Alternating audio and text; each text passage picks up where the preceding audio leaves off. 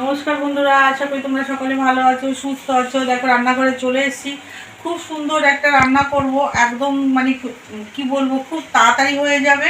এখন সবাই এত কাজে ব্যস্ত যে রান্নার আমরা সময় পাই না। চটজলদি একটা রান্না করব, আর আশা করছি সকলের খুব খুব ভালো লাগবে এই রান্নাটা। তাই রান্নাটা করতে সামান্য জিনিস লাগবে। দেখো এখানে চিংড়ি মাছ নিয়েছি। তোমাদের কাকু দেখো, ওই দেখো গলদা চিংড়ি এসছে, দেখো এই যে বড় বড় ঠ্যাং। তা মাছ অনেকটাই এনেছে, এইবার আমি 4টে মাছ রান্না করবো। এই দেখো, তা এবার কাকুর হচ্ছে অর্ডার হয়েছে, এই মাছের ঠ্যাংগুলো ভাঙা যাবে না, ঠিক আছে? তা এইভাবে আমি রান্না করব, বলো তাহলে আমার কত বড় কড়াই দরকার না এরকম করে রান্না করতে গেলে। তা যাই হোক, এখানে দেখো কড়াইতে আমি সর্ষের তেল দিয়ে দিয়েছি। আর এইটা কড়ার মধ্যে হবে না, তাই এখানে ফ্রাই প্যানটা বসিয়ে দিয়েছি। এখানে একটুখানি হলুদ, একটুখানি নুন দিলাম, একটুখানি এরকম করে মাখিয়ে নেবো। দেখো এইসব সম্ভব বলো? তা সেটা দিয়েই আমি কি করে আজকে রান্নাটা করি দেখো তোমরা, আশা করছি তোমাদের খুবই ভালো লাগবে। 2 হাত লেগেছে দেখো। আর তেলটা গরম হয়ে গেছে, এই দেখো এইভাবে আমি ছেড়ে দেবো। এই ফ্যানটা যাতে না খোলে সেটাও দেখতে হবে। আর আরেকটা কথা বলি, এই মাছগুলো কিন্তু খুব সুন্দর করে মাছের মধ্যে যে শিরাটা থাকে না, সেটা কিন্তু আমি ফেলে দিয়ে নিয়েছি। এ দেখো এখানে আরেকটাও ছেড়ে দেবো। আর মাছ তো বেশি ভাজতে হয় না, এপিট উপিট করলে পরেই হয়ে যাবে।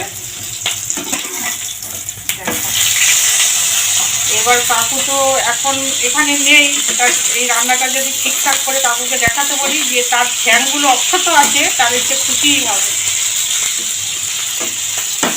তাকে এখানে আরেকটা মাছ এদিক দিয়ে ছেড়ে দেবো।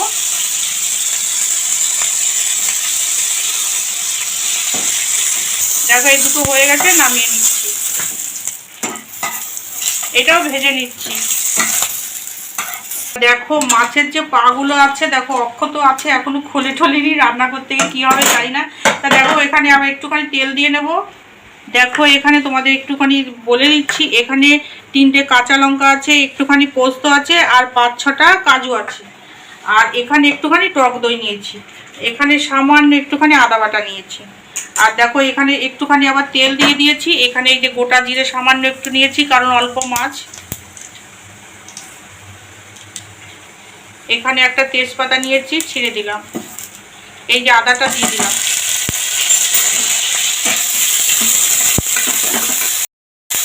এখানে কাজু পোস্ত বাটাটা দিয়ে দিলাম।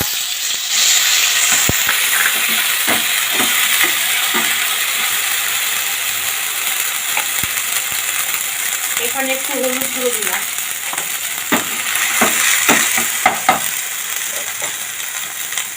এবার টক দইটা একটুখানি ফেটিয়ে এর মধ্যে একটুখানি চিনি দিয়ে দেবো। সামান্য একটুখানি চিনি দিলাম। এবার ভালো করে মিশিয়ে এখানে দিয়ে দেবো।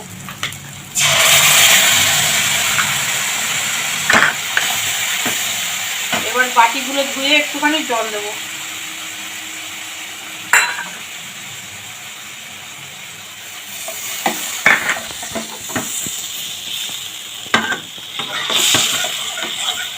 এবার মশলাটা খুব সুন্দর করে কষিয়ে নেব। দেখতেই পেলে তোমরা কত তাড়াতাড়ি রান্নাটা হয়ে যাবে।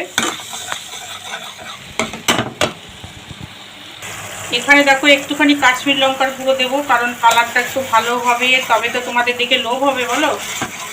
তা দেখো সুন্দর একটা কালার আসবে, সেই জন্য এটা আর একটুখানি দেবো, ব্যাস। দেবো এখানে নুন দেবো স্বাদ মতো।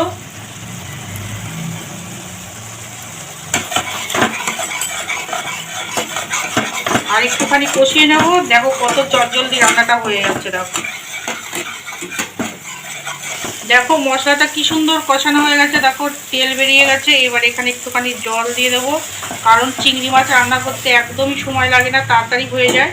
এবার আমি এখানে মাছগুলো দিয়ে দেবো, যাতে একটু সাবধানে দেবো, যাতে পাগুলো না ভেঙে যায়। কারণ কাকু হচ্ছে অনেক দেখে শুনে এই যে পাগুলো দেখে দেখে নিয়ে এসছে। আমার তো পা বলতে থেকে আমার ঠ্যাং বলতেই ভাল লাগে, তাই আমি তাই বললাম। এই যে মাছের যে জুসটা আছে, এটা একটুখানি দিয়ে দেবো এখানে। আর আর জল দেওয়ার কোনো দরকার নেই, এইটা একটুখানি ফুটবে, ব্যাস।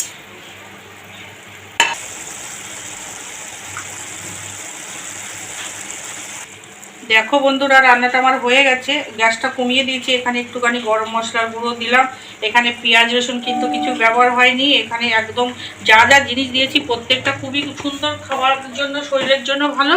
তা দেখো এবার আমি এটা নাড়া দিয়ে গ্যাসটা বন্ধ করে দিয়ে তারপরে আমি এটা নামিয়ে নিয়ে তারপর তোমাদের দেখাচ্ছি। গ্যাসটা বন্ধ করে দিলাম।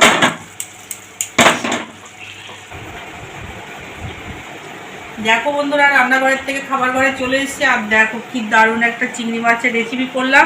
দেখো প্রত্যেকটা পা কিন্তু ওই যে একদম ঠিকঠাক অক্ষত আছে। কাকু যখন খেতে বসবে তখন দেখবে সব ঠিকই আছে। আর আমরা তো মালাইকারি চিংড়ি মাছে অনেক কিছু করে খেয়েছি, একবার এইভাবে করে দেখো, খেতে দারুণ লাগে। তা তো আজকের মতো তাই রাখছি। তোমরা সবাই ভালো থেকো, আমাকে লাইক দিতে ভুলো না। তোমরা চেক করে দেখো, আমি তোমাদের প্রত্যেককে লাইক দিই। আর আমরা একে অন্যের যদি পাশে না দাঁড়াই তাহলে তো আমরা এগোতে পারবো না। তাই তোমরা আমার সহযোগিতা করো, আমি সব সময় তোমাদের পাশে আছি। আজকের মতো রাখছি, টাটা।